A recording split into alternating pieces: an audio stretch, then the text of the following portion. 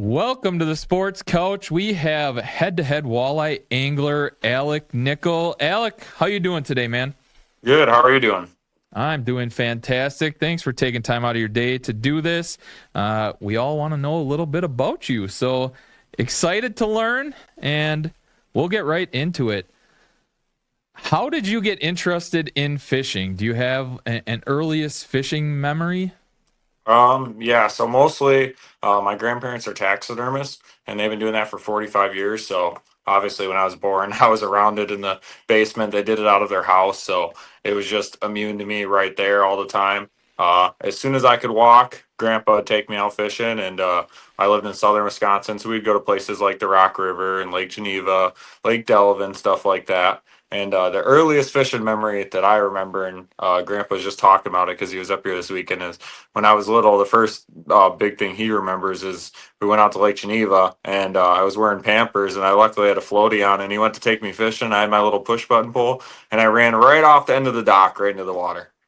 Nice. So, so they had to pull me out, and yeah, that's I'd say the earliest memory that I could remember. Oh, that's awesome. No fear. No fear from the get-go, huh? No, I There you learned how to go. swim at a young age. I guess it was like, oh, not Yes. scared of water. I always tell my kids that's a life skill. We got to teach you. You got to be the best swimmers you can be. Yep. So you're fishing with Damon Golke. How did you pick Damon to be your partner for head to head this season? So I mean it's crazy, but I only met Damon, I believe, 2 springs ago. It was either 2 or 3 springs ago. He hired me on a guided trip. Took him out on the Fox River on a night trip. Did good. Mostly that just I'd say from there he hired me a couple more times and we ended up becoming friends out of it. And just fishing together a lot more. And yeah, I fished with Damon a lot and I kind of felt confident picking him as my partner. So I was like, hey, why not go with one of my good friends that I know fishes to my strengths and fishes like me, because that's a big thing obviously in tournament fishing when you have to have a partner. You got to find somebody that fishes exactly like you, because if you're bumping heads and you guys are trying to fish different, it's never going to work out. So that's kind of the biggest reason I went and picked Damon, is just because I feel like we fish very similar. He catches on to things that I do easily. He teaches me some things. So it's awesome having a partner like that. So I come from a sports background, not a fishing background, and the sports that I played, there was always a team captain, a leader. Do you guys have like a designated leader in the boat? Does someone Um, take the lead by default? How does that work? yeah, I would say, man, whoever has a hot hand, just like in sports, feed them, let them go. So if we're up there, mostly I would say like when we're doing our casting, we're doing a lot of casting, a lot of drift casting. So I'm kind of on the live scope. I got control of the boat. Damon's counting on me to keep good control, put us on the fish. We're working together to tag team, like say, hey, we should fish this area. We should do this. We think this is best. So we both bounce off each other's information. And then we kind of just do the 1-2 punch with somebody sitting on a live scope and drifting and trying to keep us on them. And there's times where, if Damon starts getting into him good, I'll even, hey, sit down. You take over real quick. I'll let him get the live scope. He's got the hot hand. I'll start figuring out what I'm doing wrong and trying to get him. So I think that you need to work together like that, because I know a lot of the time, especially with this live scoping game, people get dragged around a lot. There's somebody on the back of the boat getting dragged around, and it's just much better if you could work as a team, both be up there on the front of the boat, both pitching at them pods of fish, and kind of taking turns switching out. If someone's got the hot hand, let them take over, stay out of their way. So the beauty of head to head is it's like a sprint, and it's it's chaotic, it's hectic, it's fun, it's a lot of action. You got to make split second decisions. You got to know when to move, when not to move, all that fun stuff. Conflict four will hours is arise. cut in half. Yeah, yeah, I Yeah, know. 4 hours is a lot, and not a lot of time. Most tournaments are 8 hours, so you're cutting It's your a your brain. sprint. Yeah, it's a sprint. It's not a marathon. So you're gonna run into conflict. You're gonna run into disagreements. How are you guys gonna handle? For one, it's stressful. It's crazy. How are you guys gonna handle that stuff on the boat? Have you been in pressure type Sorry, the situations alarm before? went off for this meeting. Now I can't. Now I can't hear you. That's not good. You can't hear me? I don't hear anything. Okay. Uh-oh. Hold on. Yeah, the alarm went off to have this meeting. Now I can't hear anything. Let me try to mess with some stuff. All my stuff's saying good like it was before. Okay. No mic, more. Try to turn the volume up. No, I don't have anything. Can't hear me at all right now? Yeah, I just can't hear you. I could see you, but I can't hear you. Okay. Should I like hit done, go out, come back in? Or that mess stuff Uh, up? let me check with the boss, man. Andy's the brains behind all this.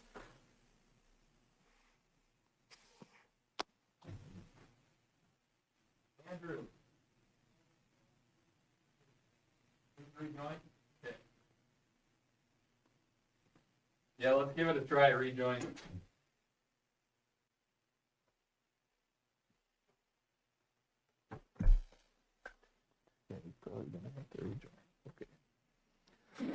Can you hear me?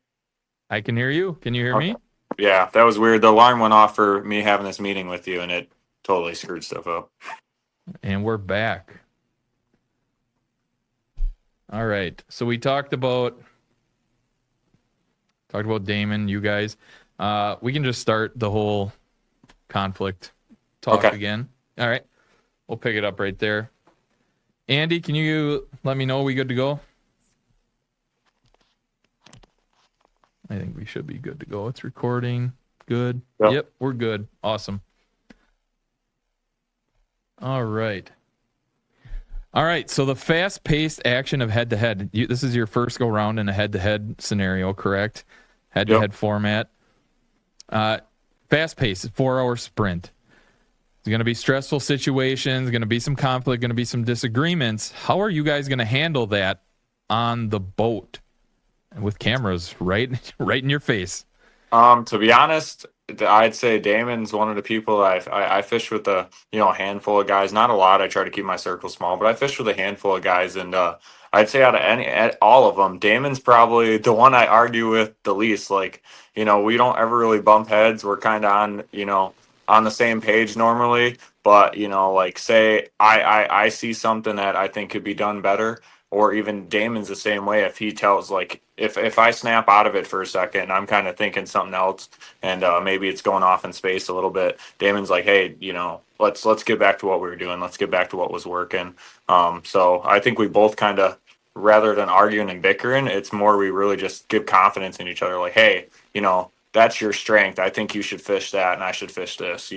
Stuff like that. So I think we go to good together. Yeah, that's going to be helpful in this format. It's going to help a lot.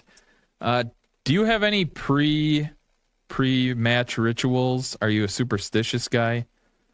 Not really. No. I'd say the biggest thing is just spending the couple days before, putting in time on the water, figuring out what you're doing, and it might not even be the spot you're going to be in. Obviously you pre-fish, but you're not trying to catch fish in the spots that you're going to fish in a tournament. But just trying to figure out the best techniques, going through a ritual kind of before that, and studying the lake, studying the wind, seeing what's going to happen, where the fish are going to move to if the wind changes. So there's a lot of good stuff that comes into it, but no rituals.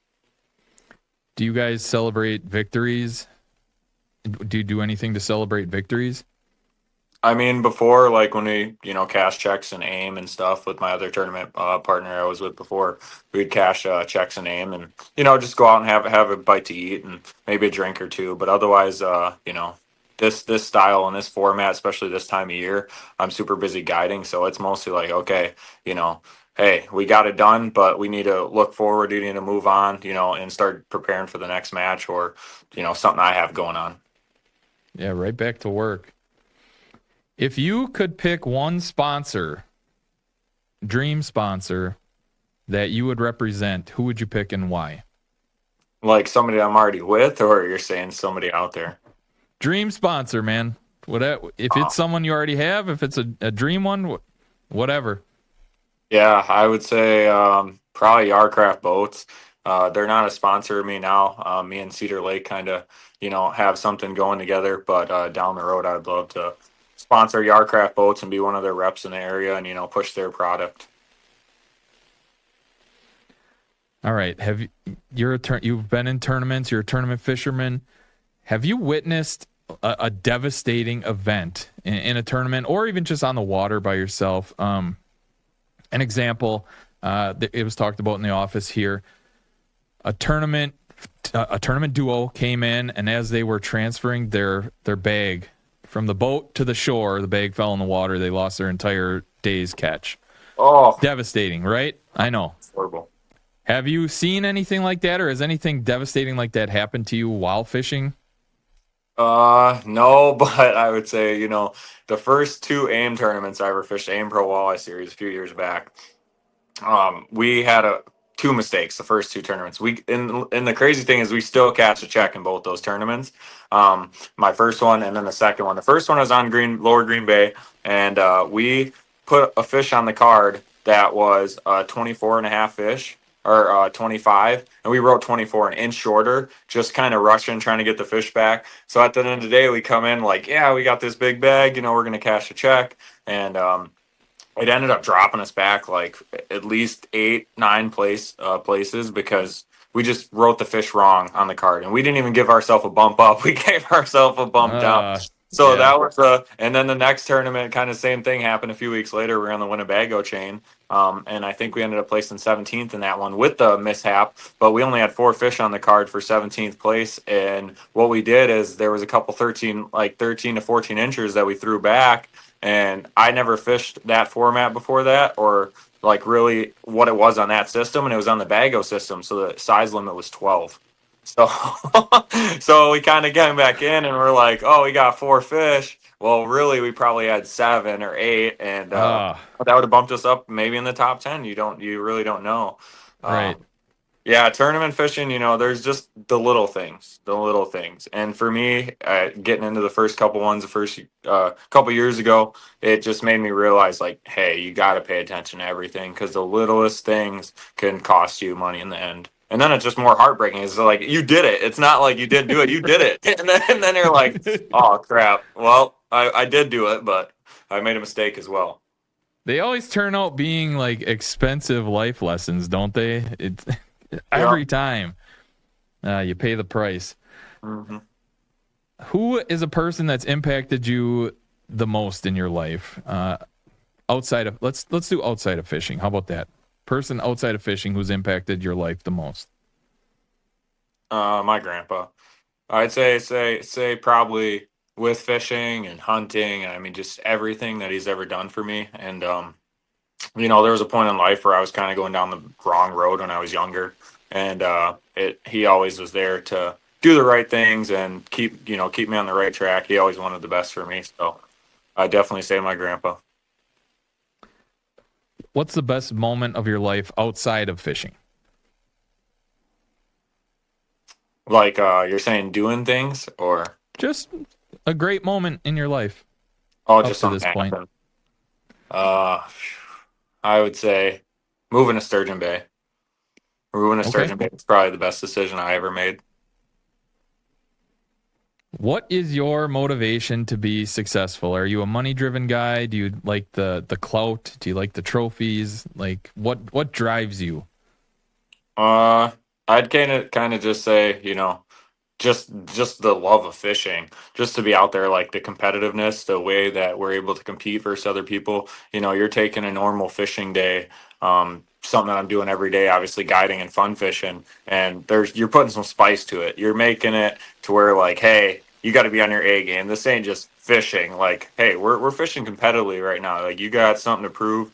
There's a lot of people, especially on head to head, watching. So fishing's fishing. You're gonna have good moments. You're gonna have bad moments, but staying level headed under the good moments and the bad moments, I think is the biggest thing.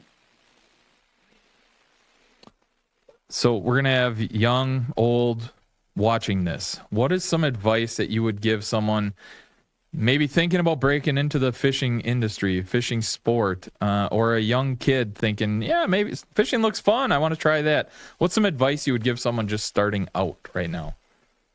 Uh, you know, the time you put in, just like anything else in life. If you're just starting out fishing, I'd say start off small, do the easier things, get into it. Once you feel like you're confident in what you're doing and, you could level up, do something different like river fishing or, just something that seems like it's a little harder, more for the beginner fisherman. But time on the water is huge, just putting in that time to have everything to perfection. Good advice. Hunting and fishing are off the table. What are some hobbies that you like? What are some hobbies you do outside of hunting and fishing? Well, I kind of consider myself an athlete. Maybe maybe not anymore, but that's what I like to do in high school and in school was play sports. So I still golf. If I can get out every once in a while and just clear my head and shoot a basketball around or something or throw a baseball, I just love to have that old feeling come back of being a kid. Yeah, I love that. I don't know how anyone can clear their head golfing. It's the most frustrating sport known Yeah, to man. yeah, I agree. I agree. Yeah, it's tough. If you could have any superpower, what would it be and why? Oh, that's a tough one. I would say I don't really know if it's a superpower, but I would say just you know, have everything done in life. Feel like okay, you're done. Like you don't have to worry, you don't have to stress anymore. You're forever, secluded to where you're financially stable, you're business stable, healthy stable, family stable, everything. Yeah. Because there's a lot of stuff that goes on our heads, especially at the job I do. That you're like, hey, there's just so much going on. You're there's never a point where you're just like relaxing because you got a lot of stuff to do. Yeah. Oh, wouldn't it be great to just live in a stress-free world? That'd be so nice. I got it. If you were stranded alone, you can bring 3 items. What 3 items are you bringing? Well, speaking of this interview, one to be a fishing pole, 100%. I'd bring a Yep. fishing pole. I'd say probably a weapon, a gun. Okay, so we got a fishing pole, we got a gun, got something to get meat, something to catch fish. Um, uh, Maybe a shelter's key if I'm stranded somewhere. Shelter, some way to get food. That's probably the best options. Yeah. Are you able to start a fire without anything to start a fire? No, probably not. Uh, Eating raw meat. Yeah. All right. You can pick any actor to play you in a movie about your life. Who are you picking and why? Ooh, that's a hard one. Oh, that's a hard one. That one you're trying to have me stumped on because I'm not even I wouldn't even be sure to be honest. Okay. All right. You can plan your perfect meal. Can be as many courses as you want. What are you having and what are you drinking in that meal? uh Probably let's go like steak tacos, some Mexican food. Uh Oh, yes. and then you can never go wrong with a cold Pepsi, ice cold Pepsi. What are you putting on those steak tacos? Well, all of it. Cilantro, onion, cheese, sour Yeah. cream, green sauce. We need it all. Yeah. That sounds fantastic. All right. You can bring 3 people to that dinner. Who are you bringing? They can be with us or past. You can pick any 3 people. Who are you bringing? Uh my girlfriend, uh probably my grandma and grandpa. All right. A couple favorites here. Favorite movie? Ooh, that's probably a tough one. I'd say let's go back in the past a little bit. 22 Jump Street. Nice. Funny. I like Yeah. it. Favorite TV show? Oh, I would say honestly, probably oh, probably like Life Below Zero or Life in Alaska. I like watching stuff like that. Yeah. Have you ever seen the show Alone? The Y- TV show Uh, Alone? I've clicked on it before, but I never spend too much time on it. Ooh, it's fantastic. I love it. I would not make it very long on that. Oh, And sorry. favorite band, Ooh, artist. I would say probably like the Beatles for band, an artist, probably Jason Aldean for like an artist, someone that's singing. Okay. All right, here we go. Last question. The number 1 seed's really important in head to head this year. Everyone's going to be chasing after it. You get the buy, you get the check, all that fun stuff. I've heard a lot of people, they're not holding back at all this year. It's going to be really intense. It's going to be a really fun season. Yep. If you had to call your shot, who's going to be that number 1 seed in your Walleye League? Well, I'm going to have the confidence, and I want to say myself. I'm gunning for it. We all are.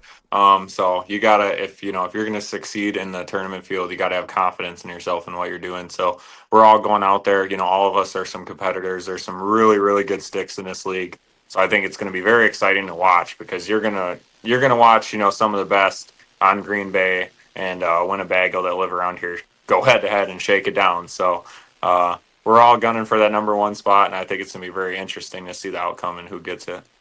I appreciate the confident answer.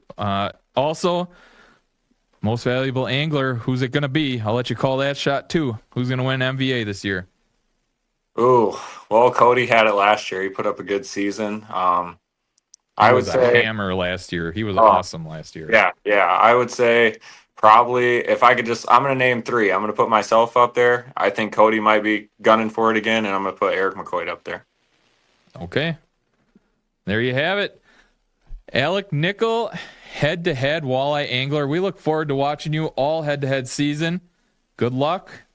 We'll be watching from studio, man. Yeah, we're excited. Let's get into it. Less than a week. Yeah, let's go. Hopefully Mother Nature cooperates a little bit, huh? Yeah, the weather looks better, so I'm excited. Let's go. It's pre-fish time here soon, and let's get to it. Yeah, good luck this season. Check it out right here on Fix.